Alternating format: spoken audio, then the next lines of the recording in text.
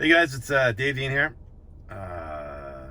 Just doing a video in the daylight this time, instead of the darkness, like my other videos. Anyways, I'm just going to go over my system again, kind of briefly, showing you guys what I got. We'll start off, I guess, with my source unit, or what I use as my source unit, 99.9% of the time. We got the Fiio M11, and the reason why I went with the Fiio M11 is because I'm running digitally, so there was no need to go into the Fiio M11 Pro or the Fiio M15, which is their flagship, because of basically I'm running coaxial digital into the back, into the Helix DSP Ultra, through the coaxial digital input. And as you can see on here, so basically menu, unused functions, input select. So that's pretty much, as you can see right now, digital coax. So I was telling one of the guys in the comments before, because my original video when I was doing the unboxing, I wasn't quite sure if you could use both the digital coax and the digital optical, and you can. You just have to, if you have the director, you can. I'm not sure about the Wi-Fi controller with your phone. That could be a possibility, but I'm not sure. I don't have that. I went with the director instead. So yeah, basically you just come in, and if I want my controls on my Uconnect, I can just switch it to optical. So basically right here, if I want to switch it to optical, the digital volume's always going to stay up to the top. And then, so anytime I go in there and switch to optical, I just have to hit my master volume. And then I can turn the master volume all the way up, basically, right? I can go all the way up with the master volume. And then once I do that, you can always change your subwoofer volume. You can change that to whatever you want, right? But once I go into that, then if I say I had Apple CarPlay, which I don't have hooked up right now because I got my phone in my hand, but if I did, then I would just adjust the volume on here. Basically, I don't have anything connected right now. If I switched over to FM, as you can see on here, then I can go up, right? You can see the volume going up, right? But I have muted. I got it muted right now. So if I unmute it, and then I went into here, right? So I use it once in a while, if I want to use the volume control on here. Still sounds really good, but I'd say it's still, this is the best input you're gonna get. If I want to play DSD files or whatever, then I'll switch over to optical. And the optical Toslink cable is coming out of the PAC Amp Pro, right? So pretty much here is your volume control. That's the only thing I ever changed. So if I want to switch to sources, I just do that, right? So back in here, you just hit menu. You can actually save these if I wanted to put here instead of sound setups. I could use that and save it as one of the favorites here. But I don't bother because, like I said, I don't switch it very often. Go back to digital, right? I just mute it. So it's pretty, I've kind of got used to it having up here, because a lot of the times when I'm driving or whatever, it's easy. I just, like, you know what I mean? I'll just crank her up on here. I usually don't go higher than 10 anyways. 10's like, you know, ear bleeding. So it sounds really good. It's just really, really loud. So that's it when I do that. So yeah, so the Fiio best connection, I would say, is coaxial digital into the Helix DSP Ultra. I have all the connections, by the way. those are just two of them. I also have another analog input that goes straight into the DSP as well, so I can connect that into here. And then if I do that, let's see, if I do that, then I have to go in here, and where it says spiff, you basically just connect it. See, now it's Fiio, right? Phone output, basically. Pretty much what that is. And then you go into line out, and then spiff, which is the digital, right? So that's pretty much how I run it. Not like 99% of the time I do that. And like I said, if I want to use I have some DSD music and stuff like that on my file. So if I want to run that, you can't go through the coaxial. This only gives you 12 to 192. So if you want to do DSD, like actual DSD, then I would switch to optical. And then I got my volume control that I'm going to use right here. And then still, you can change your subwoofer level control up here. And yeah, so that's pretty much. So I got analog, and then I got both digital. And the other one, you can use the coax, or the auxiliary input. And I remember when I made a comment, this was like years ago, I made a comment like the auxiliary input's actually not that bad. And then some of the kind of higher end guys and installers and stuff kind of like, yeah, right. But I can tell you right now, I can put this through the auxiliary input on here. And if I had somebody in the car and you're blindfolded and I was switching back and forth between auxiliary input and the optical input, going through that way. I mean, it's going through the optical input anyways, but what I'm saying, or the analog, I should say, if I'm going analog straight into the DSP from the file, or I put it into the auxiliary and put it on here, you're not going to hear a difference. I'm going to tell you right now, you're not going to hear a difference at all. It sounds like pretty much identical, right? Yeah, it's DA converting it multiple times, right? But you honestly can't hear the difference if you switch back and forth. I know I'm like anal when it comes to like sound quality stuff, and I can hear anything like even slightly off. I think I got really good ears when it comes to that kind of stuff. Because I noticed the GB60's like instantly. First song I played on them, they don't sound right. That doesn't sound right, right? The mid part of the song, like I said, sounded incredible, but some of the other lower frequencies and stuff like that, I knew right away after the first song. And that's when I went and just like tested everything right away, and I knew there was something up with that. But yeah, like I'm anal when there's a reason why I got this thing connected 4 different ways, right? Because like I don't want to be the guy asking questions on the forums. Hey, does this sound better? Hey, does that sound better? Does this sound better? And you never really get. A few guys said coaxial digital. Yeah, a couple guys said that. The hex USB hex input too. The module you can buy for the Helix DSPs. Some guys say, oh yeah, that sounds better, blah, blah, blah, blah, blah. I didn't go that route, just because I already know my old Fios I know it didn't work. I had the Fiio, was it the Fiio 3 X53, and I know that didn't work. Apparently it didn't work according to some of the people on the forums. That didn't work, so not sure if the M11 will work that way. It might not, but still the best way to go in is through coaxial digital. You're going to get the highest signal to noise ratio. You get 117 as opposed to 111 if you go analog. Still sounds really good. Either way you go, it sounds really good. So if you're one of those guys and you have this tucked away like where I got it, you got it up here,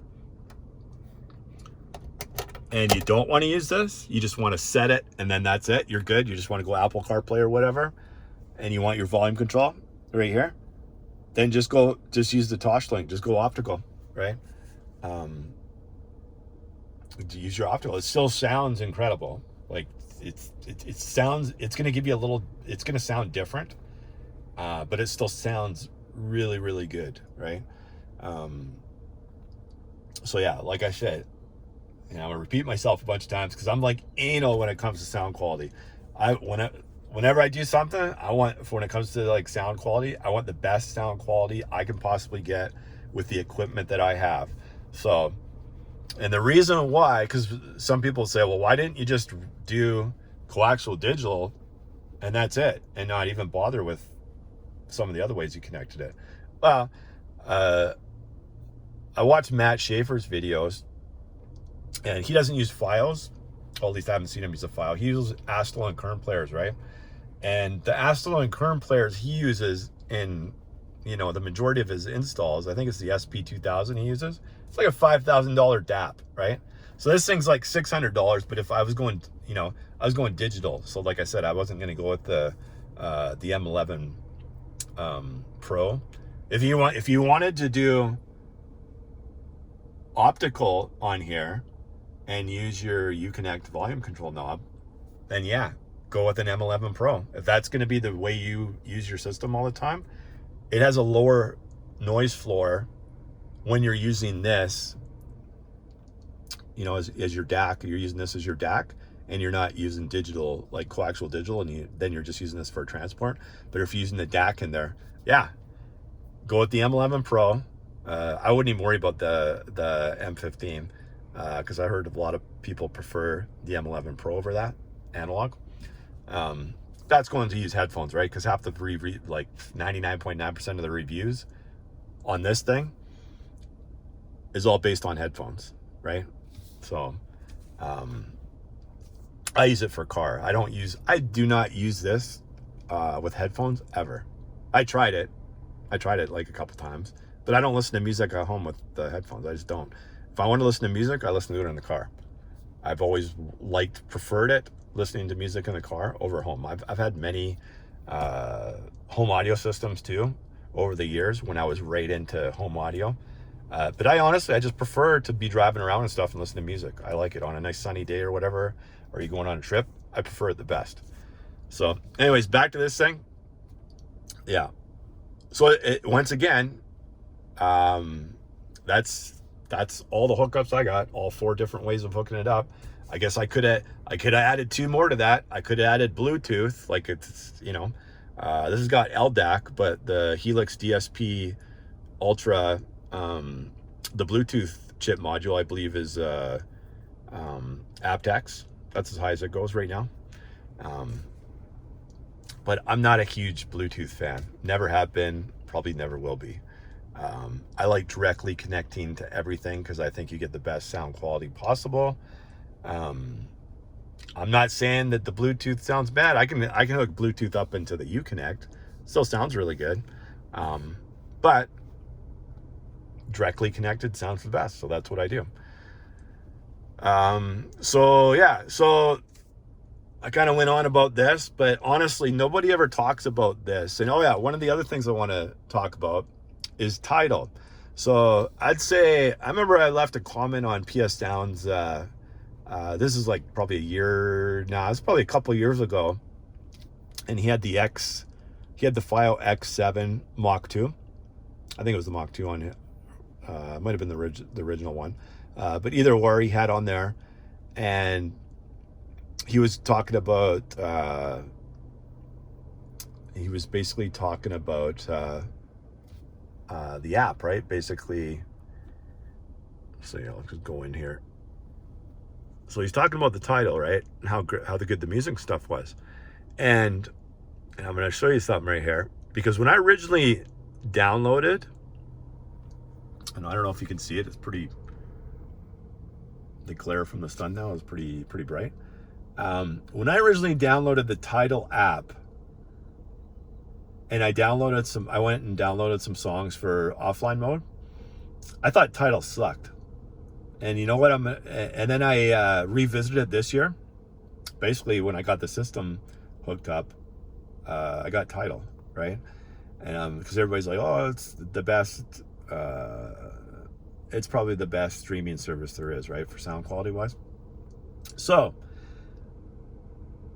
I hooked it up again. I was like, why does it sound like everything's recorded so low, right? Why do my iTunes songs seem to sound better and they're louder, right?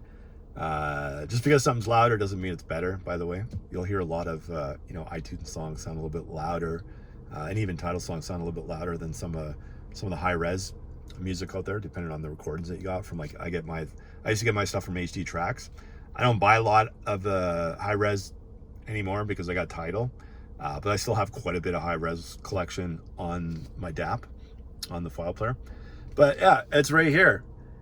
As soon as you download this app, it has loudness normalization on. I have it off right now. But if you have it on, it's so low, the volume on all your songs and whatnot, and it just sounds like crap. Once you turn it off, then Tidal sounds great. And that's the way it should be. It should come off, and then if you want to turn it on, you turn it on. So yeah, that was one of the settings that I was just like, oh, this is, I figured it out, and I was like, holy shit. I felt bad because when I talked to Peter from PS Sound like a couple of years ago, when I remembered this, I'm like, it sounds terrible compared to iTunes and stuff. It's because of that one setting. It sounds great though. Now you can't, but in all honesty, when I got a lot of the same songs on like different formats, you can't really hear a difference. Like if you blindfolded somebody,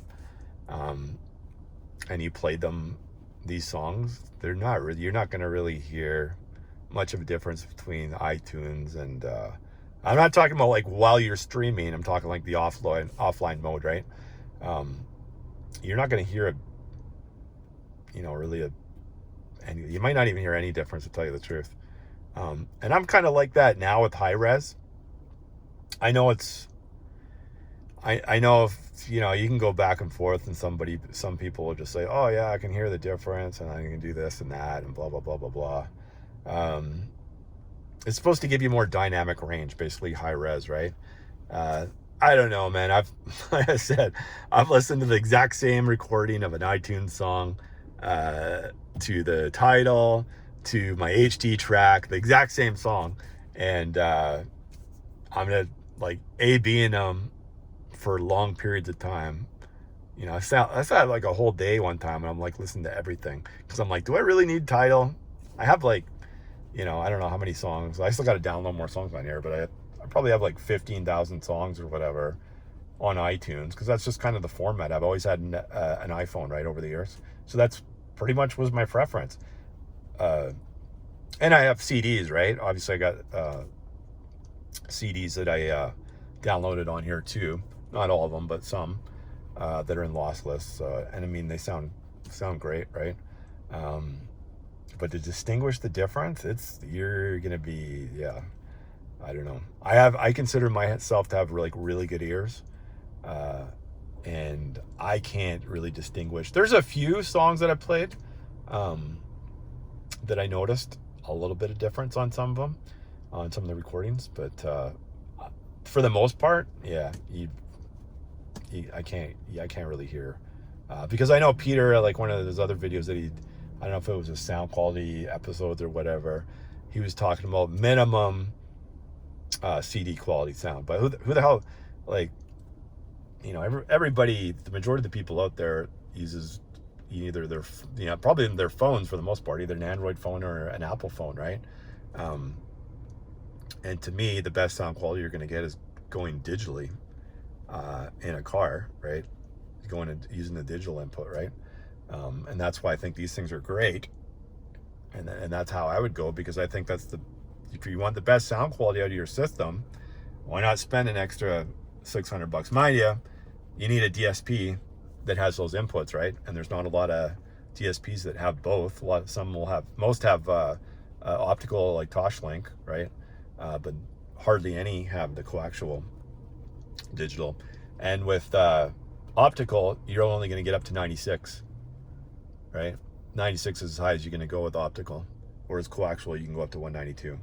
But like I said, trying to hear the difference in them, yeah, good luck on that one. Anyways, you always try to get, oh, what's the best recording? What's the best? You're trying to make your system sound as best as possible. And I think that's why a lot of people get into the high res and stuff like that. But like I said, you can be splitting hairs again, trying to find the difference between the one song from the other song. But yeah, and I find Tidal, like, it's got some decent amount of music, but it doesn't seem to have as much as when I'm looking for something as like iTunes or something. I've been praying that iTunes would kind of go at least CD quality, like some kind of form of like a higher res, for their songs, right? Hopefully at some point in time, I think if Tidal and what is it, QBuzz or whatever it is, some of the, Amazon has HD music.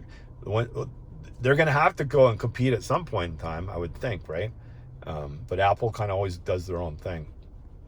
But anyways, kind of going off topic on here. Yeah, so that was the thing with Tidal. Make sure loudness normalization is turned off. And I forget who replied to one of my comments in there. He's like, oh, thanks for letting me know, right? Because he's a really high-end system as well. And I think I forget his name, but he has like all the Hertz melees, like the same speakers I had before, but he's got the three-way, the ML280, the ML700, and the ML1650s. And I think he's got the Zapco amps and the Zapco DSP, I believe, the AP amps are like incredible. Love those amps.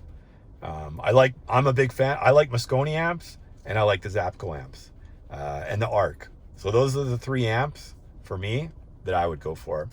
If I'm putting a new system together or something like that, probably throw the Zapcos in there. And I also like the ARC, the SE amps from ARC Audio. They're awesome too. So those are kind of like the three amps I like. I should say four, because I like the Helix amps too as well. So yeah, those are my four picks. Pretty much anything from Mosconi. I think I shouldn't say anything, but I prefer the AS line up, right?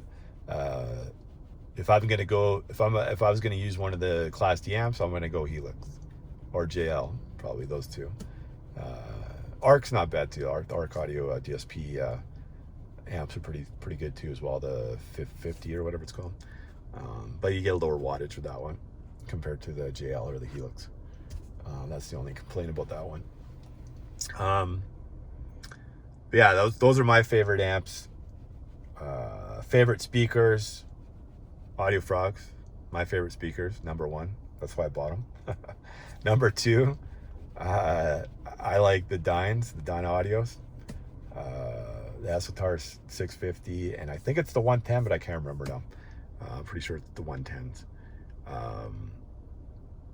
And then Focal Utopia M's. And I still like the Elates. I know they've been around forever. I haven't heard the new ones yet. The Carbon Elates. I haven't heard those yet. But I've heard a few cars now. And I had them too, but I've heard a few Elates with the DSPs in them, and they sound great. They're awesome speakers too. So those are my picks if I'm gonna go speaker wise. And you can say you can pick. It doesn't matter what the price is. You can pick any four brands that you're gonna pick. For me personally, those are the ones I like. I like the Audio Frogs. I like the Dyna Audios. I like the Morels, and I like the Focal Utopia M's. I had the old Utopias. Nah, I don't know. They're okay. Nothing wrong with them. They sound good on some of the music, I found. Not everything, but that's just my personal opinion. Those are the four that I would go with, though. And that's in the higher price range bracket. The lower end, I liked... I actually like the Focal, what are they, the FLAC series, the new FLAC series. They're pretty good for, I mean, if you get the three-way, you're still looking at, it's well over, in Canada anyways, you're looking at around 12, 13, $1,400 or something like that. So there's still, I guess you'd put that in the mid to high range, I guess. I don't know. But I like them. Those were like, I think they did a way better job on those ones. I think that the whole, like the M's and their whole series, I think sounded better than the previous ones. Although I still like the KRX2s better than the, what is it, the ES line? I don't know. I just preferred those better. But for the new series, I liked the Flax and then the Focal Utopia M's for Focal.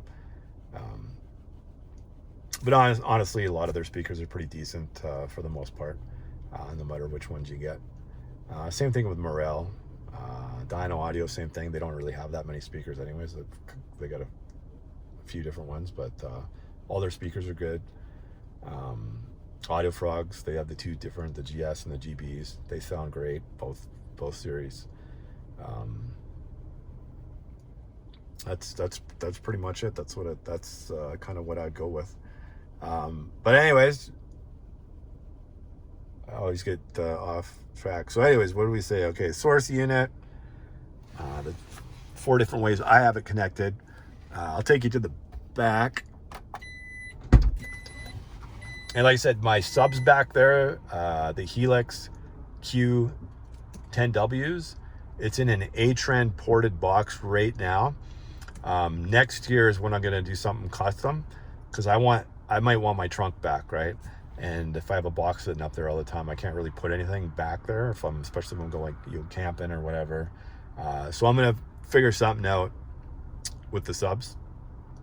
But for right now, they're in just an Atrenz box. The reason they're in this particular Atrenz ported box, because that was the closest to the ideal dimensions that I could find with like just buying a subwoofer box off the shelf. That was the closest thing I could find. And it does a pretty decent job. Surprisingly, I thought I was kind of like iffy. I was actually going to get a custom made box, and I'm like, well, is there a point in doing that? Because I'm just going to do something custom next year, like maybe some fiberglass or something like that in the back. But anyways, show you that real quick.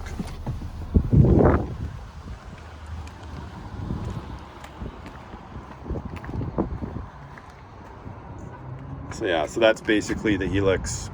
I love these subs, and for the price, like these are their highest end subs, and they're not like they weren't like super expensive. I can't really tell you what I paid for them. You'll have to go visit, go talk to Larry at Mobile Solutions in Calgary. They're basically the distributor in Canada for Helix, Blam, Brax, Audio-Tech, Fisher. So any of those 3 products you're looking for, and they're all great. Even like the Blam speakers, I heard them down there, really good.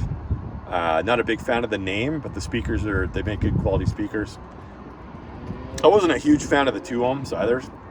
A lot of their speakers are 2 ohms and stuff like that, and wasn't huge on that. Originally, I actually did buy some Blams. I'll talk about that in probably in another video, but I didn't end up going with them, obviously. So anyways, that's that. I got the amp rack and everything, and this is pretty heavy, so I can only hold it up for so long. But yeah, so we got the Helix DSP Ultra right in the middle there. We got the AS 200.2 Mosconi. We got the AS 100.4, and in the back we got the big guy, which is the AS 300.2. And that's pretty much, and we're in 2020 Jeep Grand Cherokee Limited X. These came out in 2019, and the last year's actually this year, because the Jeep Grand Cherokee is actually it's going to be looking new. So they're doing a full overhaul of it, coming out I think next year or late this year. I think it's next year, something like that. But I still, for SUVs, I think it's still the nicest, sportiest looking SUV there is. The other one I like is the BMW X5s.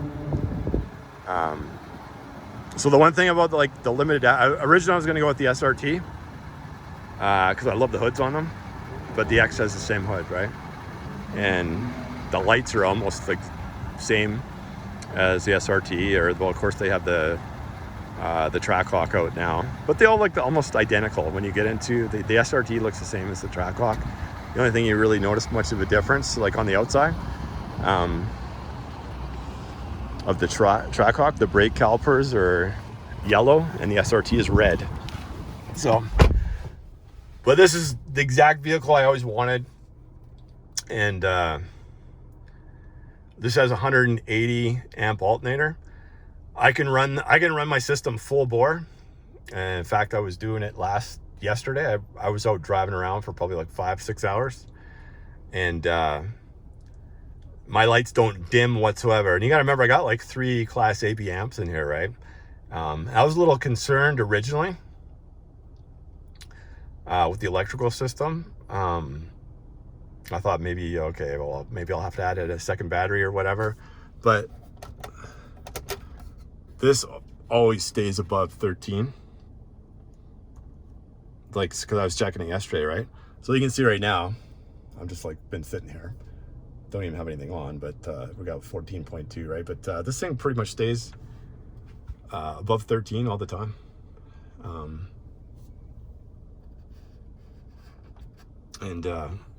Yeah, so I don't have any, there's no lights flicker or nothing like whatsoever. And that was my concern, because the AS 300.2 is like rated at 1800 watts RMS. It's a little bit higher than that.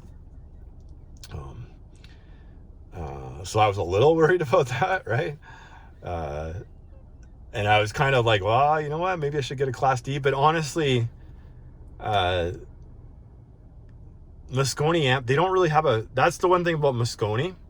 They have powerful Class AB amps, but they don't have like the Mosconi Pro is the Class D amp, right? But you almost have to run 2 of them, 1 per sub, if you want to get some decent power out of them, right? And I mean decent as like if I'm comparing it to the AS 300.2. If I want 1800 watts, I need 2 of the Pro 110s, basically, right? And then it depends on what ohm you're running it at too, right? If I want to get 1800 watts. So that's the one thing, if I was going to fall, as opposed to like the Zapco amps, when I was looking at those, you can get like the Z, what is it? The ZK 2D. That's about like, I think it's 2000 watts, somewhere around there. And that would be like a comparable amp to the Mosconi AS 300.2 when you're power wise, right? Only that one's Class D, so it's probably a little bit better for your electrical system. It's obviously a lot more efficient than a Class AB amp for the subs. But yeah, so if I was gonna, you know, if you got like even me, I'm good, right? 180 amp alternator. This is like plenty for my system. I got a 300 amp fuse. I think in all together my system's 310 amps, but obviously you're not using that, right? But I think my fuse is a 300 amp fuse, so I'm pretty much good on that in that department. And yeah, it's fine. So I even driving this thing, sometimes I forget to turn the stop start off, and my music still plays at the same volume. The DSP, the Helix DSP Ultra, start stop, but the Mosconis, I didn't find anything where it said they are. The Mosconi Pros are, but I didn't find anywhere where it said if the ASs are start stop compatible. But when I forgot about this and had my system on, which I've forgot a couple times now, to turn that off, well, you're basically turning it off, right? When the light's on, it's off. I never had any problems with it. So that's pretty much it for me. I got to sound deaden the back of my vehicle, and the doors are fully, so there's Dynamat, fully Dynamated the doors, and it's got what do you call them, he's got, I forget the foam pieces that he used. So it's full Dynamat, and I can't remember the foam type stuff that we used in here. And then it's got the fast rings too on the speakers. But yeah, I just have to do the back, and then this thing, if I got it down, it doesn't vibrate. But when I put it up and I'm listening to, if I start getting loud, this side, I don't know, this side's good. Right here, I don't know, it's kind of weird, this thing, but right here, I don't really hear it much of anything. But on this side, for whatever reason, this thing's like rattling a little bit. So that's a little bit of an irritation, but I got to go up fairly high in volume for that to go. And that's going to be normal. You're probably never going to get rid of like everything. And then the sunroof, pretty much, what do you got?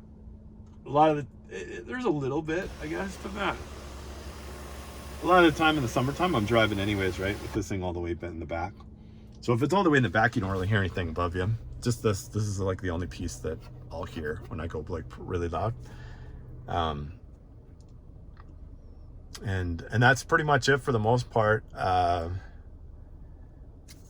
Probably do that. I don't really hear anything on the floors, to tell you the truth, but I'll probably sound in the bottom of these two. Might as well, right? But and that'll be it for my vehicle. Then we'll get the A-pillars with the GB60’s put in there. And so I decided, I was kind of humming and hawing between the Focal Utopia M's, but I think I'm going to go with the Focal Utopia M's on my vehicle, or my spouse's vehicle, the one that she drives the most. Might do that with the Focal Utopia M's on that one. And this one I'm just going to stick with all audio front. So the GB60’s will go in there, and then I might put the director might end up going right here, and that'll probably be the same time I do the A-pillars. So they'll flush mount you see the auxiliary input and then the two USBs, and that'll probably flush mounted out to about here, so then I can still close this. And then when I pop it open, it'll be flush mounted, and we'll have the director probably there next spring. Maybe not, but I think it's better. It's a lot easier for me, like if I'm going down here and using it, as opposed to up here. Usually if I'm up here, I'm just kind of like, you know what I mean, while I'm driving. I don't really look at this. I kind of know. You can hear by the volume when it's going up, so I'll just come up here and I'll just hit it. For the most part, I'm around 15, 14 for the most part on this thing.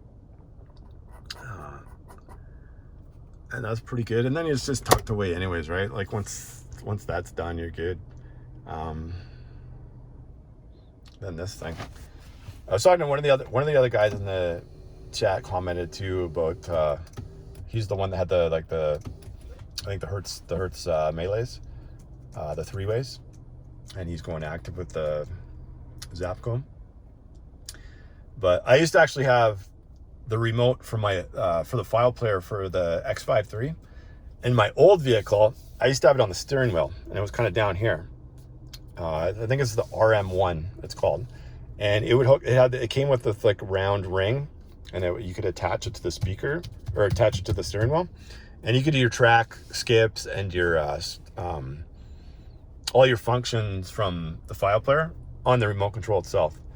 But like I was saying to him, it kind of got in the way, I found, when you're like I don't know, I just didn't like it, and it looked bad. It's like sticking out on you on the steering wheel, so I don't use it anymore. It comes with it was like a flat remote too. You could have like 2 different ways, so if you wanted to put it somewhere, and the things with the Jeeps, you don't really have a lot of room to put anything anywhere when it comes to this stuff. Everything's like pretty close to you. They don't give you a lot of room.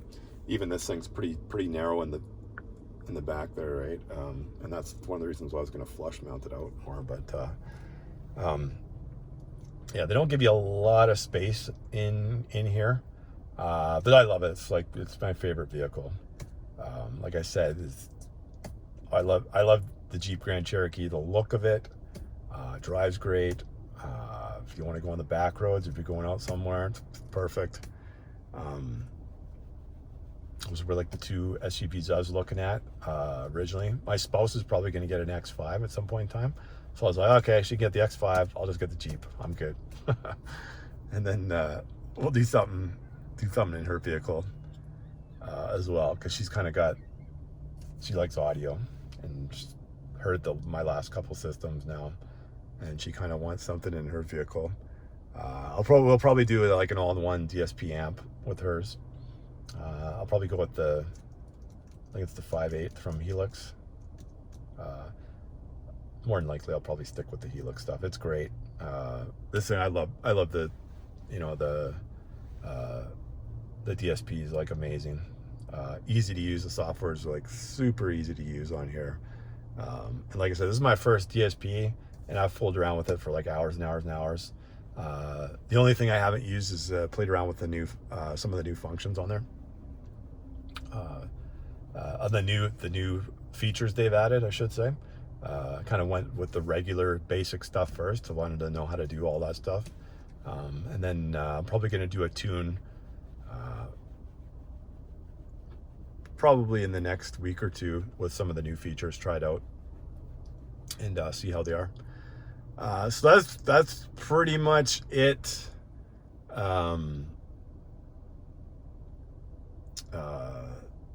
Yeah, that's pretty much it for my system. Oh yeah, there was one guy. What the hell's his name? He made a comment. He made a comment the other day, just a day or two ago. He's like, yeah, the Audio Frogs, they're decent speakers, but you should hear the Scan Speak Golds and the Utopias. They're night and day difference. And I'm like, as soon as I read that, I was like, is this guy like trolling? This guy for real? Is he like just trolling right now, or what? Is he trying to get a reaction? Like, so basically I kind of said what I said to him in the comment section there. But my perspective on high-end stuff, yeah, the speakers that he mentioned, I used to have like I said, I used to have the Utopias, right? Not the Utopia M's. I had the Utopias before that, and I had the original Utopias, like what was this, like 20 years ago or whatever. They're what can I say? They're good speakers, right? The Utopia M's are even better than the previous Utopias, in my opinion.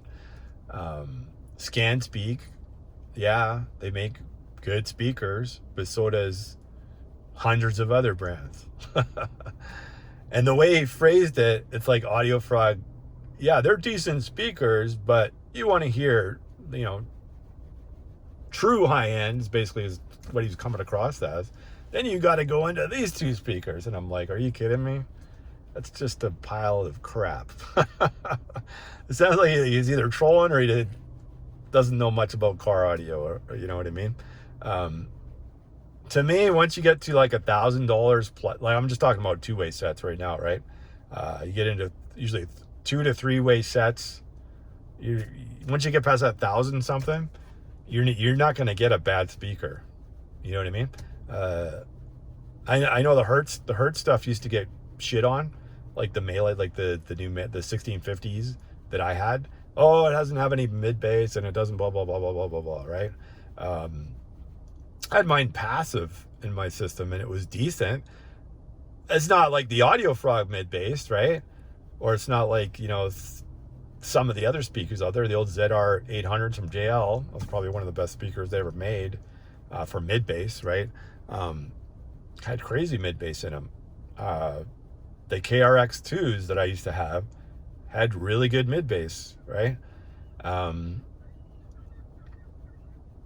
The Esotar 650s have amazing mid bass too, right? I heard the Morel Elates, right? Their 9-inch has got great mid bass. Pick a speaker. pick a high-end speaker company out there. It's gonna be a decent speaker, you know what I mean? for me, these GB60's, from what I've heard, I don't think there's a better mid-bass speaker, period, no matter how much money you throw at something. Excuse me. That's my personal opinion. For strictly mid-bass, unless you go with the bigger driver, you know, go with the 9-inch or something like that, or a 10-inch, where for like, say, 6.5, I don't think you get a better mid-bass driver for strictly mid-bass than any speaker out there, period. I'll take these any day over any speaker there is. I could care less. You name off all the brands, name off all the speakers. I'll take these any day. In fact, I took these any day, and even the tweeters are no slouch too. The GB10s are no slouch, and the GB25s are an amazing mid-range speaker. I'll take these over anything. That's why I bought them. I could have bought any speaker I wanted to, right? My opinion and all the research I did, and I researched, since I had my old Melees and my old system, I was researching, because I was going to actually buy this vehicle in 2019, but I decided to wait for another year, right, and get it. But I was on the forums. I was on multiple different forums, all the YouTube car audio stuff, everywhere, you know, 5 stars, like, you know, reviews pretty much everything, right? For the most part, tons of different DSPs they have on there, all kinds of stuff. Dean and Fernando go over like nonstop. So I watched that every episode, for the most part, almost every episode, for the last like year and a half, or ever since I subscribed to them, probably longer, probably 2 years or whatever. Pretty much watch every episode on there. Go into Doug's like sound man, but he doesn't really go into much with car audio like stuff like Dean and Fernando, obviously not even close. But I watch everything, all like PS Sound. Love he's got an awesome YouTube channel. He's always showing like lots of like really cool stuff. And that's another thing when that guy made the comment about the high-end stuff. You know, if you go watch Peter's videos, you know what a lot of them have in common? They use the exact same wideband speaker almost in like tons of his cars. And that thing's, I'm trying to remember the brand and I can't remember it right now. I always think hybrid. It's not hybrid. It's another brand, but I can't remember it off the top of my head right now. But he uses those widebands in tons of cars, and it's not an expensive speaker. Christ, the hybrid audio stuff was great too, and that's not really expensive. I know that the X models that they came out with are more expensive, but they're older models that you used to see. They're not like super expensive speakers. They're actually less money than the Audio Frogs, right? If I was to buy them in Canada, the ones that Ben used to compete in all the time, right? Because he's like the hybrid guy. He won like sound quality competitions and stuff like that too, right? I mean, I've seen lots of people win sound quality competitions with, you know, Focal Flax, right? All kinds of speakers that are considered lower end than, you know, all these other speakers out there. But it's, once again, it's about, the most important thing is the install and the tuning of your DSP. Because without those two things, it doesn't matter how expensive your speakers are. You can have like great speakers that sound not that great, right? And then if somebody hears them, they go into a car and say even the Focal Utopias, you go into somebody's car and the tune's all messed up or whatever, and he doesn't have the doors sound deadening, or some of his, you know, the rest of the car's sound deadening or whatever, they might not sound that great compared to what they could sound like in a properly tuned vehicle that's sound deadening, the DSP's tuned properly, and you know, so on and so forth, right? You can make cheap speakers sound really good with the DSP if you got the right person knowing what they're doing behind tuning the DSP. And all that's one thing in common that all these guys that do it for a living usually say, like Peter and Matt Schaefer and all these guys, like, right, it's the install, right, the install and the tuning of the DSP these days, right, are two of the most important things in car audio.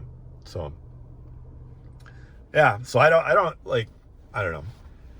That guy was probably just kind of trying to troll me or something like that. It's like, who makes a comment like that anyways, right? It would be like me going into Peter's videos and say, oh my God, you're using those speakers? Those speakers suck. They're only like, $250, right? Who uses wideband speakers? Blah, blah, blah, blah, blah, blah, blah. And then just, if you want to hear a night and day difference, you got to try these audio frogs, man, because they'll blow everything out of the water. Doesn't matter what my personal opinion, even if I thought that was true, I'm never going to go into somebody's video, especially me. I'm not a professional installer like Peter or something. I'm not going to go in there and say, hey, this is night and day difference. Why don't wait until you listen to this? Are you kidding me? Those guys that I'm into car audio, but those guys are like another level, another 100 levels, right? Looks like, especially Peter, the guy looks like he doesn't even sleep ever. So, how many weeks it took me to do this install? And it's like, 2 weeks is like, that's like hardly anything for him when he's doing car audio installs, right? So yeah, those guys are, people like that, those are the guys you kind of have to listen to, because they're going to know more. I mean, their ears are their ears, right? So when it comes to sound quality and stuff like that, it's all subjective, right? But yet they've been to so many different shows and stuff like that. And when it comes to, like tuning your vehicle and whatnot, they're masters of that kind of stuff, right? So, even that last video I was looking at him, he was putting the mid basses, like putting the mid basses down below, right? Because he said he hates putting mid basses in the doors, but it pretty much, that's where you got to go for pretty much almost every video you do, because even the kick panels these days, you can't really do much. I could have put something in there on that side, but on this side, I don't really have any room for much of anything right there. But yeah, he was doing those mids in there, or the mid basses in the bottom there, in that space that he had on there in that vehicle. I can't remember what vehicle it was, but and of course you can't hear like through the audio through YouTube. You get a general idea, but you can't. It's not like sitting in the vehicle, right? It's not even close. But from that video, I remember he turned the subwoofers off, and those things sounded really like through YouTube. Once again, through YouTube video, but you could kind of picture, it's like, okay, if you're hearing that through YouTube, then chances are in real life that's probably pretty amazing, right? But yeah, those are the guys I follow. Dean and Fernando are awesome. Started watching 12 volt. Is it 12 volt? It's got Big D Wiz and Hi-Fi Bag. I started watching those guys too, as well. Yeah, it's kind of cool. You can't, like, that's the thing these days. They don't, because of COVID and stuff, you can't really go to any. There's not really a lot of shows going on anymore, so you can't really go out and see much for things. And unfortunately, a lot of the places that you go to for car audio, they don't even have demo vehicles anymore, so you can't even hear. You can hear the demo boards, and that's about it. I remember back in the day, like I'm getting up there now. Back in the day in the 80s, like the late 80s, or like all of 80s basically, and then early 90s, back when I was like right into car audio, where I was basically spending all my money. Every paycheck went to car audio back then. Tons of different places had demo vehicles. You could go into like so many different places, and they had demo cars, sometimes multiple demo cars that you could hear their speakers. They'd have like usually a high-end one, and then they had their like mid or low-end vehicle, so you get a general idea of what things sounded like in a car. Obviously, if you get a different car, things are going to sound slightly different, but you get the general. That's the best way to listen to car audios, in a car, not on a board, right?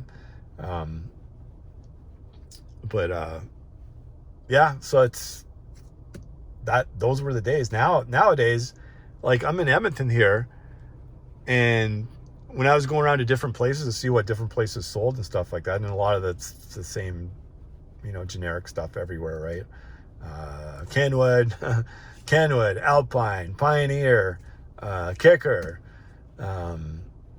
you name it, right? Lots of Hertz here in Edmonton, Hertz stuff, lots of JL Audio. And then you get a few places that do some SBL stuff with like digital designs and, got Rockford, Fosgate, a lot of people have Rockford. So it's a lot of the same stuff that were still popular back then. Although, I think, Kicker and Rockford, I think back in the day, used to be more like, they attended more of the sound quality shows and stuff like that, and made products for that type, but it's like less than 1% of the industry or whatever. So, I think they had Kip on one of the High Vega or one 12-volt talk or whatever it was he was talking about. They don't really make those specific type products anymore for like the sound quality competitions and stuff like that. It's kind of like a niche type thing, right? So, but at the end of the day, I guess it's it all comes down to, for car audio in general, it all comes down to what do you prefer and what your budget is, and that's pretty much it. And then try to find the best installer. If you can't do it yourself, try to find the best installer you can where you live, right? In that area. If you got to drive a little ways to get to a place to do the install, like here in Alberta, I'd have to say like probably Mobile Solutions, probably one of the top places. And then Vibe Car Audio, I heard, supposed to be pretty good too in Red Deer. Good places to go to for install. And then just shop around, right? Don't always go for the lowest price on something, because you might get the lowest price on something, but their work they do might not be the greatest. Yeah, that's pretty much it. What is this? We're going up onto the hour mark already. Those are kind of like my views for car audio. I don't think there's such a thing as this is the best, and this, if you got a high-end speaker and you put another high-end speaker in your vehicle, if it's both were tuned properly, you're not going to hear a night and day difference. you just ain't. You're going to hear a difference, but if you got the same wattage, same everything else, you didn't change anything, and you're just switching the speakers around, and you got to remember, some speakers are more efficient than others, so it's going to change. Something might sound louder. Louder doesn't mean sounds better, right? A lot of people think louder sounds better, but that's not the case, right? Yeah, it all comes to what you like at the end of the day. If you prefer Focal, like the KRX2s, and you love those tweeters and stuff, when everybody used to say, they're harsh or they're this or that, then you like it, right? In car audio, you're not trying to prove something to somebody else. I do like videos and stuff like this I started doing because there's nothing on the freaking, nobody does anything. You know what I mean? You got those people that I listed that do like, you got Matt Schaefer out there that does some stuff with his vehicles. Dean, like 5-star car audio with Dean and Fernando do the most out of anybody, any channel. It's the most information you can gain out of any YouTube channel in car audio, like period, right? Those are the best guys to watch because they answer questions, all the time on things. And you'll be, you're probably not surprised, but if you know like even a decent amount of car audio, I know quite a bit about car audio because especially my younger days, that's all I used to do, right, is car audio stuff. And now I'm gotten back into it now that I'm older now. But it's like so many places. It's like you'd be surprised when I was phoning around to different places, and they deal like I phoned a guy in the city here talking about Mosconi amps, right? I was asking about the Mosconi Pros, asking him certain questions about it. The guy's a Mosconi dealer, or he still is, I guess now, even though I don't think they have a distributor in Canada anymore. They're coming out of the States, I think now. But he didn't know anything about it. Like, when you know way more about the amps and stuff than the friggin' guy that's supposed to be selling them, do you really want to buy those amps from somebody?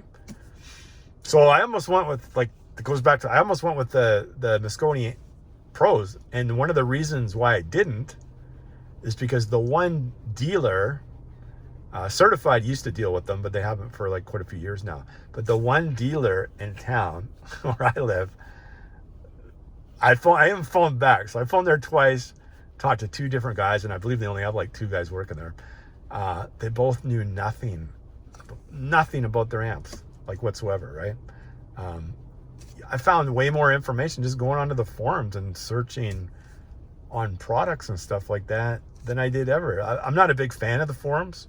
I'd rather just be on Facebook or YouTube or whatever to find information. But back then I went on there and I was just kind of like searching around and stuff like that. And was so much more value on there than talking to people in my city. In fact, I went out of my city, right? I went down to Calgary, because I know Mobile Solutions, they had the good reps. I've heard like really good things about them, right? And they're supposed to be one of the best installers and blah, blah, blah, blah, blah.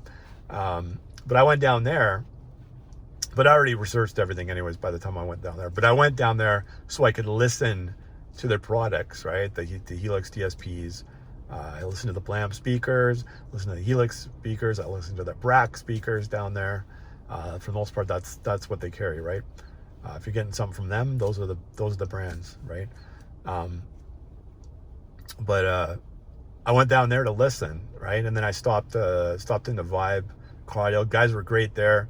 Guys got an older full cal FLAC set up in his vehicle. Sounds really good. Really nice install he did on his vehicle there. But I went out and listened to vehicles, right? So I went to Visions, listened to some people's vehicles at Visions Electronics. Went to some other car audio places, and I listened to their speakers, right? What other place? Yeah, I basically went and auditioned a bunch of different speakers and a bunch of different vehicles. I tried to listen to as many SUVs as I could, because at the time I didn't have this vehicle, and I knew I was going to buy this vehicle. I got to hear 2 Jeep Grand Cherokees at the time. Not the audio frog. I didn't get to hear the audio frogs, but I got to hear some others. I got to hear the Elates, which I already heard anyways, because I've already had them before. But in one of the Jeep Grand Cherokees, guys had the Elates in there. And the other ones was the Hertz Melees, which I also had in my old vehicle, in my Journey that I had, the Journey RT that I had before this vehicle. Just listen to it. Tried to listen to as many vehicles as I could find that had DSPs in them. I didn't care what the brands were. I just wanted to hear some DSP stuff, right? Because I was like, well, if I'm going to buy my first DSP, I want to go hear what the differences are going to be in people's vehicles. And I'll tell you the truth, almost every single vehicle I went in, and this was even back when I had my old system, for whatever reason, anytime I got into anybody's vehicle that had a DSP, what do they always say? Well, it's not really set up properly yet. I'm still working on some things, blah, blah, blah, blah, blah, blah, blah. That seems to be the same thing all car audio guys say that have a DSP. It's, and I'm always thinking, well, geez, are you not happy with your system? Like, you know what I mean? Like, how long have you installed it for? Well, I've had it for like 6 months, or I've had it for a year. And it's like, well, when are you going to get around to that, doing it 100%? You know what I mean? It's like, shouldn't it be 100% as soon as you get it installed, and then you tinker around with it, or whoever's doing it for you? For the most part, shouldn't it be? That's what you're either paying somebody to do it, or are you doing it yourself? You know what I mean? So aren't you going to do it to its fullest? But yeah, that seemed to be the thing. And it's not fully blah, blah, blah, blah, blah, blah, blah. So yeah, that seems to be like an ongoing thing in car audio anyways, around all the vehicles that I heard. But I did the 2 better vehicles that I heard out of all of them. Didn't have the high-end speakers. Couple of them had like the lower end, like the Flax series full cals in them. Like I said, I had the Hertz Melees. I heard like 4 or 5 different cars actually. The Hertz is pretty popular up here. And Hertz, once again, it's cheaper here than it is in the States. So I think a lot of people put like, you know, if things cost a little bit more, they don't think you really get the value out of it. Here, I've seen my old speakers. Usually, I think the retailer about $13.99 or $14.99 on them. I've seen them at $9.99. I've seen them at $8.99 one time, brand new $8.99. But right now, you can pick them up at Visions. I think that I'm on sale for $9.99 again, right? So it's $1,000, and that's for passive crossovers and the speakers. And they're a decent speaker. Like they're a good speaker, right? Like once again, it's preference. Is there better speakers? In my opinion, yeah, there's better speakers out there, but it's just a preference, right? It's what you like. So my opinion should never sway somebody else's opinion. And the same thing, when I listen to other people's vehicles, there's a reason why they picked those speakers. I mean, basically the Elates, lots of people go with Morels, right? The Elates are like one of the most popular speakers. Probably in the States here for like what they so-called like higher end speaker, right? But if you're just getting them a la carte in Canada, I can get them for about the exact same price as the Audio Frogs, right? With the woofer and a tweeter, just a 2-way, I'm gonna pick them up for about $1,500, right? And that's full retail on them. If you went and talked to somebody, you might be able to get a little bit lesser than that. You know, depends on where you shop around at. But it's like, yeah, you got to go out and listen to stuff, because how are you going to know? Other than the Audio Frogs, I've heard them since I got mine, but I never heard them before. I bought these blind, basically on hundreds, if not, you know, over 1,000 or whatever people on the forums that just praise them over and over and over again. And then the great customer service from Andy, which I've already experienced firsthand, right? I bought these blind, and honestly, in all the car audio stuff I've ever bought in my lifetime, this was the best purchase I personally have made, that I was the most satisfied with. So out of every system I've ever had since, you know, I was 16 up until now, if I look at the purchase, the one thing that I was like extremely happy with was the Audio Frogs for speaker wise. They sound phenomenal. You buy these things, you will not be disappointed. You don't even have to hear them in another vehicle. Buy them. I don't care if you're in the States, in Canada, whatever you're going to pay for them, you pay for them. Just buy them. You can't go wrong. These things sound a lot better than speakers costing like 2-3 times the price of them, right? And like I said, these are not cheap speakers. 3-way system in Canada, you're looking at around $2,000, right? Maybe a little bit more, maybe a little bit less, depending on where you get them from. And like I said, you can go up there in price on all kinds of stuff. You're not necessarily going to get better performance. I don't think so. And like I said, there's tons of great speakers out there. It's all your opinion. My opinion, like I said on the other video, these are the best speakers I've ever heard, and best speakers I've ever owned, right? So that's my opinion. Obviously, there's probably not going to be too many people that are going to go out there and you're going to buy a certain speaker and say it's the worst speaker you ever heard, right? That wouldn't make much sense. But it is. This is my 4th speaker in the last 3 years, right? That I've owned. So I had the KRX2s, and then from the KRX2s, From the KRX2s, I had, what did I go into after that? Oh yeah, KRX2s into the Hertz high energies, the 165XLs, right? And those are pretty close, even though the KRX2s were way more expensive. Like, what were they? Double the price of the.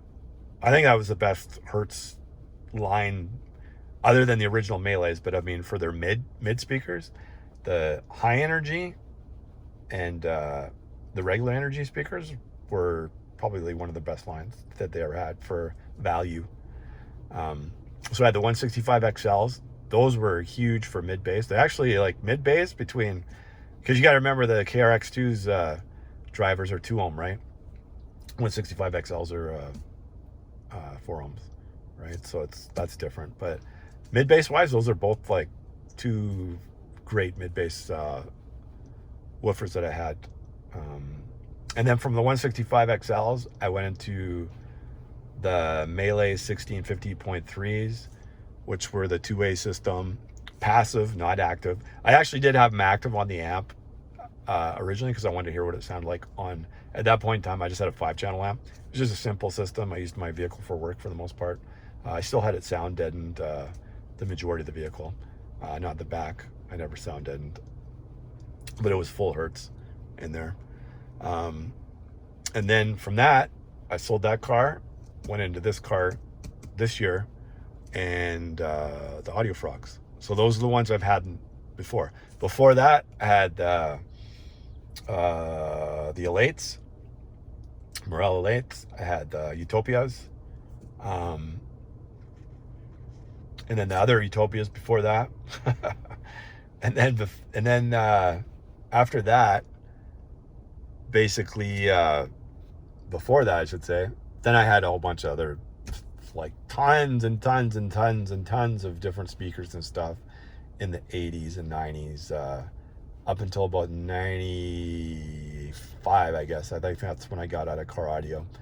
That was enough for me at that point in time. It was just like, yeah, it was starting to die anyways. It kind of like, I think it was 95. I can't remember exactly what. It was in the 90s at some point in time. It was just not as popular as it was back when everybody was like right into it back then.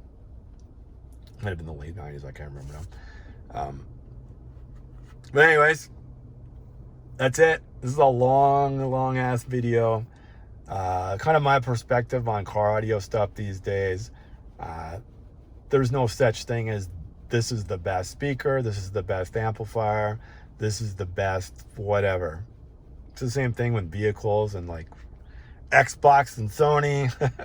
It's like whatever you prefer. You might prefer both, right? I prefer a lot of stuff. I like a lot of different things. So, but the video I'm doing now is on Audio Frog. So somebody's out there, you know, you can't go wrong. If you buy them, you will not regret buying them. I don't know what the passives sound like with them. I'm sure they sound great. I can't see them not sounding great. But then to me, going, you know, if you can buy things a la carte, that's the way to do it, and just buy the DSP. Because if you got to spend, say, $300 or $400 or $500 or higher on a crossover, what's the point? You might as well go down and get into a DSP at that point in time. That's the way I look at things anyways, especially these days. That's the future, is DSPs, right? That the future is now, and that's what everybody's doing, is DSPs. Pretty much every brand out there is got DSPs and stuff like that. Oh yeah, going back into the YouTube, the car audio stuff. One of the channels when I just have to bring this up because it reminded me of kind of like the guy that made the comments about the Scan Speaks and the Utopias. You know, like, wait until you hear those. Oh, that's really high end, right? And it's like, nah, they're good speakers. That's it. Just like hundreds of other brands have great speakers, right? But it reminded me of, and you guys probably, anybody that's into car audio and stuff, definitely probably seen Fred and Sound's videos. And I used to love Fred and Sound. Like, you know, I still think some of the videos are great and stuff like that. But I prefer people that are like doing the installs and talking about the product a little more over kind of like he's got like, kind of like the same music almost on like every video that he does. And it's kind of one of the things I noticed after following him for a little while, that if it's not Steg, is like, seems like it's crap, right? That's kind of the way he was, because he sells Steg. So I remember him talking about, oh, Helix is cold. I remember seeing these comments in there, and I'm like, I'm the type of guy that I have to say something eventually. I can't just sit there and like, what is this guy even talking about? What do you mean Helix is cold?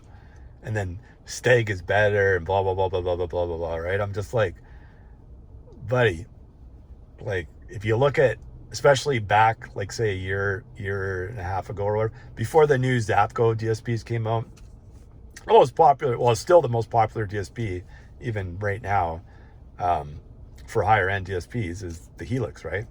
And Zapco's getting in there too, because they're building like really good DSPs now. Arc's got a good DSP. And then it's just kind of like preference. I mean, even if you go into like audio control, Alpine's new DSP, I mean, lots of people make good DSPs, but I'm just saying what most of the people that were going into like a higher end DSP, the majority of the people out there had a Helix DSP. So, and of course, Fred has had these like lots of Helix stuff and Brax and everything on there. And I haven't seen him mention anything about Audio Frog yet, but the Helix and stuff like that, I've heard a lot of the Helix stuff and stuff, so I know it's good, and it doesn't sound cold. Even when you go to the speakers, right, they'll tell you that Audio Frogs have like, and I don't like saying something's cold or warm or blah, blah, blah, blah, blah. I'm just saying what the majority of the people say. They say that Audio Frogs have a warm sounding to them.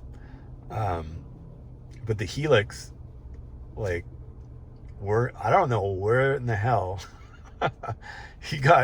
they sound cold from. Like, I don't know what he's doing, but I think you got to watch out for certain people when they're selling stuff in particular. I'm not selling anything. I'm just giving you my honest. I said the Audio Frogs are incredible. I don't sound I have nothing to do with Audio Frog, other than I researched it and I knew about Andy because I watched some videos on him, and I know he came from JBL, so on and so forth, right? But I'm just giving you my opinion on there, and it's just like, because like I give you my opinion, I listen to other people from the forums and different videos that gave their opinion, although that's hard to come by. But in the comment section with a lot of his videos, if you go look at anything like Helix or Brax or anything like that, he puts it down like all the time, right? Oh, it's cold sounding. Oh, the other speakers are far better. Steg is far better than this. The DSP Steg is far better. Oh, speakers Steg is far better.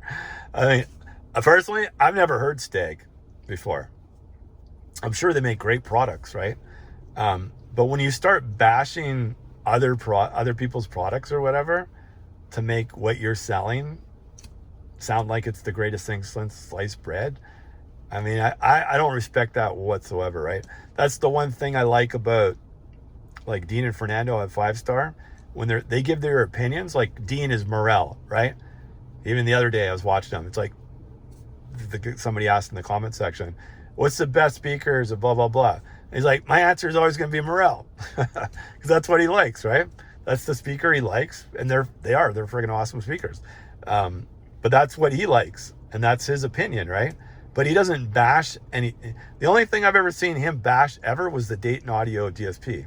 And that thing was a piece of crap. So I could see why he bashed it, right? Because he's trying to prevent other people from buying a shitty ass DSP that's crap, right? But that's the only thing I've ever seen him say, like something was like terrible or whatever, right? So yeah, so it's it's everybody has an opinion on their favorite speakers. My new favorite speakers, Audio Frogs, right? I love them. I'll never change them. I'll never change these in this vehicle. I love them on my Mosconi amps. I'm never going to change them. I might add one to them. I have to add one to it when I put the mids in. But I'm probably never going to change them, like, ever. Not unless I got a wicked deal on a Mosconi, like 2 Mosconi 530s. Is that gonna be enough? Let's see, 532. That's not even enough. Oh yeah, that would be enough. Yeah, because I'd have 4 channels and then run the sub channel, 1 into each sub. So that would be about the only thing if I ever did something. But I don't honestly, I wouldn't see the point of doing that, because it's gonna, like, wattage wise, it's gonna be almost the exact same thing. In fact, I'd lose a little bit on my GB60’s if I did that. But it brings me back to only 2 amps instead of 3 amps, or 4 amps. If I add the mids, I have to get another 2-channel amp. So that's, something, but I don't know what you gain by doing that. But just say, if I had unlimited funds and I could buy anything I wanted to, even though I love the Zapco AP amps, still, if you go with if you went with the 6-channel, I have rears, and I know for rears some people would be like, oh, forget about rears, but I like rears. I like rear fill. So if I went the Zapco route, you still have to buy 3 amps, right? You have to buy it. If you bought the 6-channel, you still got to buy a 2-channel, and then you still need your sub amp at least, right? So you're still 3 amps. Whereas if the Mosconi Pros, they give you a decent amount of wattage for your subs, right? So that would probably be, honestly, if I was looking into the future, if I was going to do just a 2 amp system, that would be what I went with. I would do 2 5-channels on there, and I'd still get around pretty much the same power on pretty much everything as I do right now. But it almost seems pointless. I could just go buy like a small 2-channel amp and just hook it on my rears, because it's honestly, I got them dialed down anyways, so you're not really going to notice much of a difference, other than you got 4 amps, right? But then, to me, to go buy those 2 amps, I'm looking at they're about, honestly, in Canada here, they're about $3,000 a piece. So that'd be like $6,000. And my system already sounds really good. If I add the mids to it, it's going to sound a little bit better. Do I really want to spend another $6,000? Pretty much do an all new system. You can pretty much put a whole new system together, almost. Like, well, it depends on what you're buying, but for that same price, right? Or spend it on something else, not related to car audio, right? Go on a trip, go whatever.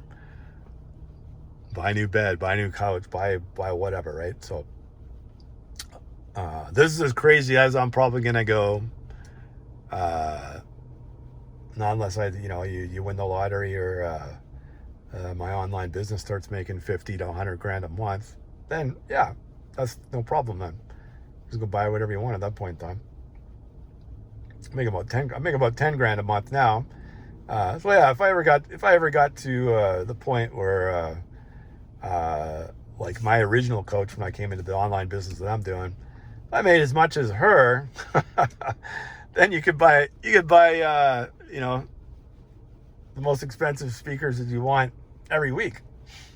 She makes like between 100 and 200 grand every month. So yeah, I'm not quite there yet, but I haven't been doing the business as long as she has. But I've been doing the business for like 2 years now, so I'm happy with 10 grand a month doing that. I'm retired. I don't work. I'm doing online business. That's it. That funded this. If it wasn't for my online business, I wouldn't be sitting in this vehicle, and I wouldn't have the Audio Frogs right now. I would have had my old system in my old car, which I was still happy with. Still awesome. Sound-wise, but yeah, I wouldn't have that stuff. Anyways, this has been an hour. I'm coming up on an hour and a half. This is me. I could go on and talk about car audio for like ever. You know, it'd be kind of cool if one day everything got back to kind of how it was in the 80s and 90s, but I don't think it ever will. Just the OEM kind of like just killed a lot of that stuff. It's just I don't think it'll ever be as big as it once was. But for people that are new to car audio, like it's one of the best. I've always loved it. Get in your vehicle, take off, go on a road trip, go shopping somewhere, drive for a few hours, listen to music. That's one of the best things. One of the best experiences of my life is doing that. And then you have all these different songs that remind you of different memories and stuff like that. And then when you can hear things, and like I said, the higher and higher you go up in your stereo, things start sounding better and a little bit better and a little bit better and more better. You start hearing things you never heard in songs before. The higher end you go up, it's pretty amazing, right? So anyways, last note, get a DSP. I say the Audio Frogs is probably one of my best purchases, but the Helix DSP Ultra, honestly, now that I think of it, the Helix DSP Ultra was probably the best. That was the best buy I've ever did. It was expensive, but sound quality, probably for everything really. A DSP, you can't like it. Like I used to listen to people, yeah, get a DSP. It's incredible, blah blah blah blah blah. But until you actually get one and you listen to it, and it's tuned, well, at least it's got a good tune or whatever on it. You just think whatever, right? You don't know until you actually get one, and then you're like, holy shit, that's what a big difference, right? Because little differences in car audio are big differences, right? Every little thing that's like a little bit better makes, it's not a night and day difference. That's just like a figure of speech, I guess. Night and day, I don't know. Maybe that guy was just his figure of speech, or maybe he was just a troll. But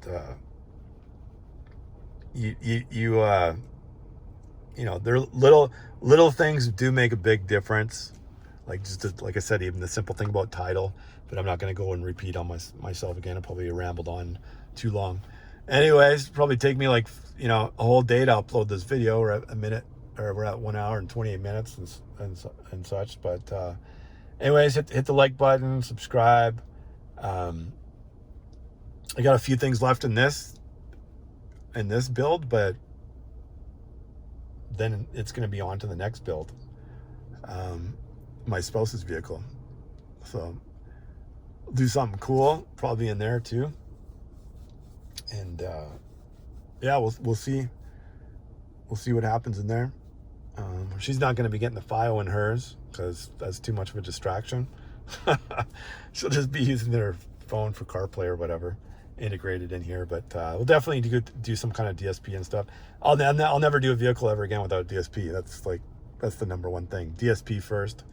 And I advise anybody that's get into car, if you don't have a big budget, first thing to spend your money on, DSP. Right? Find somebody that doesn't matter, even if it's like a cheaper DSP, get a DSP. And even if you can only afford like $150 speakers or whatever, get them. Spend the majority of your money on your front stage of your speakers. Just if you only got a certain amount of money, just get the front speakers. Don't even worry about the rears. If you get a DSP, your front speakers, add a sub or whatever to it.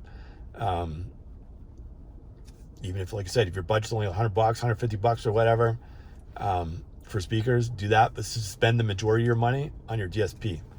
That's going to make the biggest difference in your vehicle, by far. And that's pretty much it. That's what I can recommend. DSP, number one purchase. Spend the majority of your money on the DSP. Amps are easy.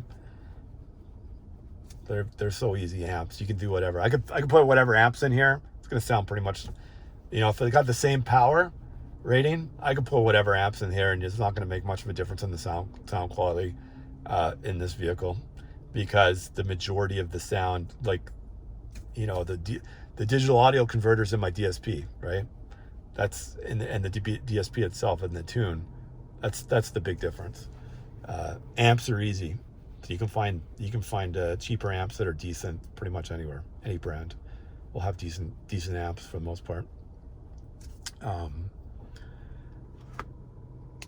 Try to shop locally. That's what I always do. I try not to, even though I did have to order some stuff online because there was no stock where I was at for some stuff in here. I always try to support locally on everything. That's kind of how I am and probably always will be. As long as you're getting good customer service. If you're getting shitty customer service, don't shop there. Don't shop there ever again. But that's it, guys. Hopefully I get, you enjoyed the video. I know it's really, really long video, but I'm going to be busy for the next little while doing stuff. So today was about the only day I had time to do a video and kind of show you like a daylight video. Although most of the video is just staring at the parking lot here. Anytime I'm doing any kind of sound stuff, I kind of like come out here because it's there's not hardly any. There's tons of cars out here, but there's not really anybody out here. So anyway, there's one last look at those beautiful GB10's. They were meant to be there. I was meant to get those audio frogs. Almost went with Blam speakers. Almost went with Brax, because that's what they sold when I bought my Helix DSP. I actually bought the Blam speakers, and then I almost bought the Brax. But then part of my brain was like, audio frog, audio frog, audio frog. Those tweeters are gonna fit in perfectly right there. And lo and behold, they fit in perfectly. Anyways, thanks guys. Have a good day. Have a good rest of your evening or whenever you're gonna see this. And yeah, stay tuned for probably the next video I do, or is going to be on the software on the DSP. And yeah. All right, guys. Have a good day. Thanks. Bye.